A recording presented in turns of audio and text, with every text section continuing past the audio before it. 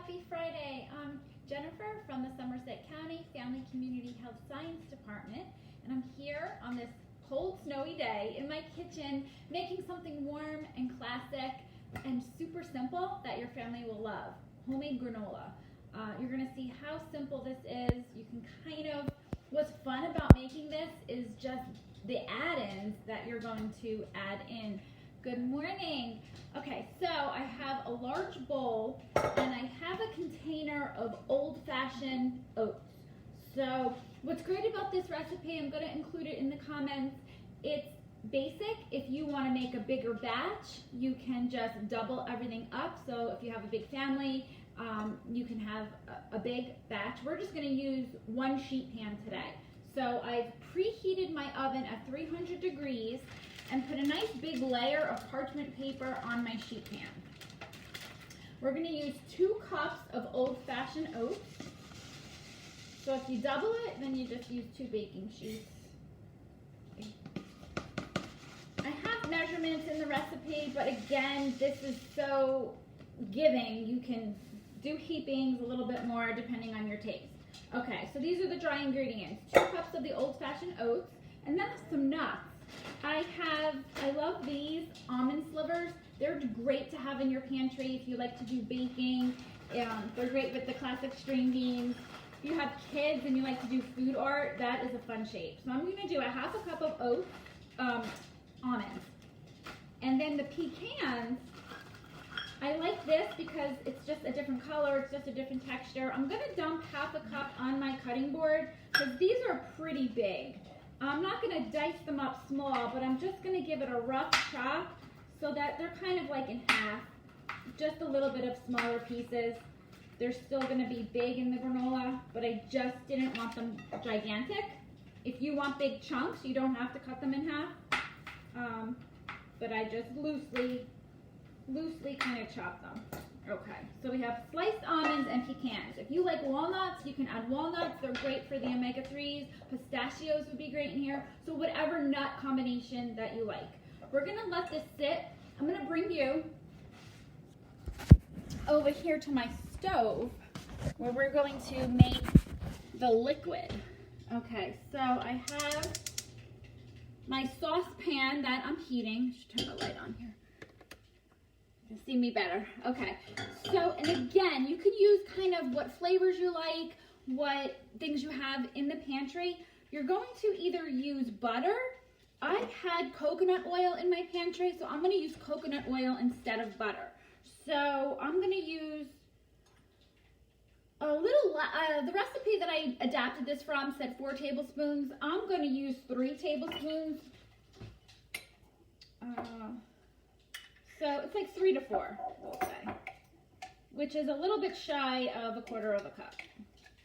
So that's what I have here. All right, so I have my coconut oil. All right. And then we're gonna add a little sugar. I have brown sugar. It does not matter if you use light or dark. I happen to have dark here.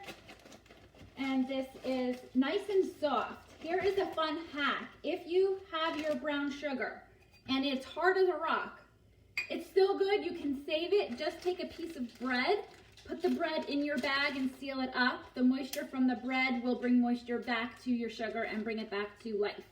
Okay, so I love that little hack. All right, so we have, let me get a spoon. So we have our coconut oil melting, we have our brown sugar. If you don't have coconut oil, you can use butter.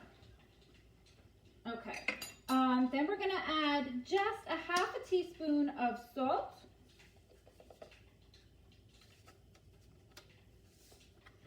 We're gonna add 1 teaspoon of cinnamon.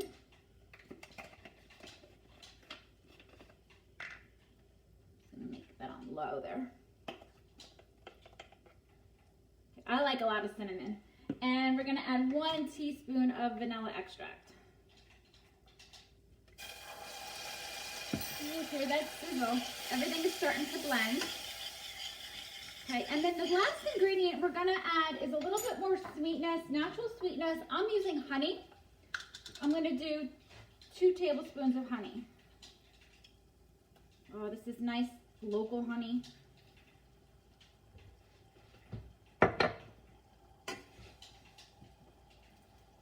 Okay, so I am just letting this all dissolve. You just want to take your spoon and kind of mash down the sugar, the coconut oil here. Now, instead of honey, you can use syrup, maple syrup, but I want to show you the difference. Okay, this is maple syrup, pure maple syrup. When I look on the ingredients, the only ingredient is pure maple syrup. This is not pure maple syrup, and I don't recommend using this. I talked a few weeks ago about sugar and hidden sugar.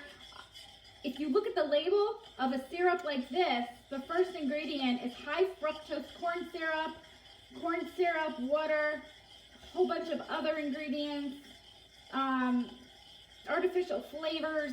Yeah, this is not natural maple syrup. Okay. So, oh, this smells so good. The cinnamon, the vanilla.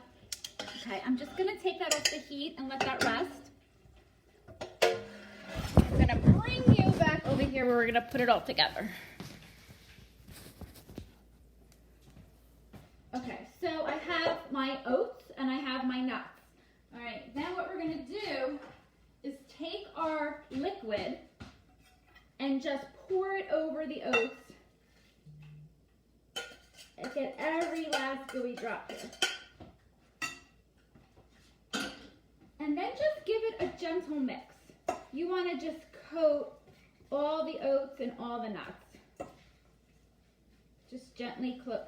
If you like the granola like to be all of big clumps, then add more liquid to it.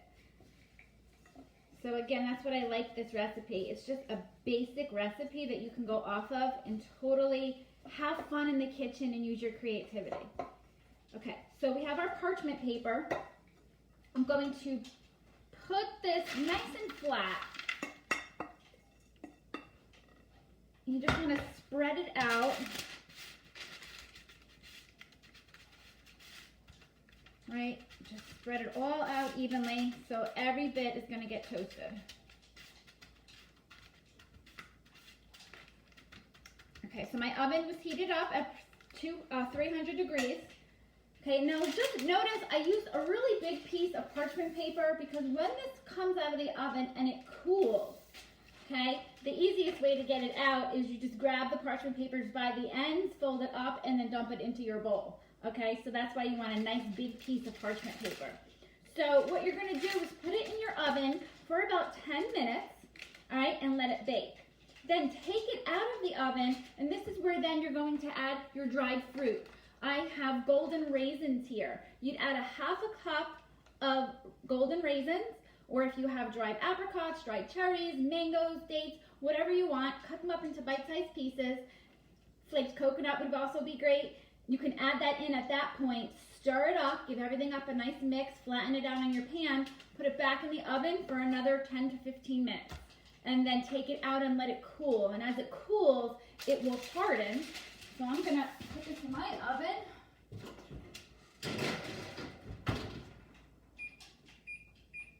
Okay, and I made a batch yesterday.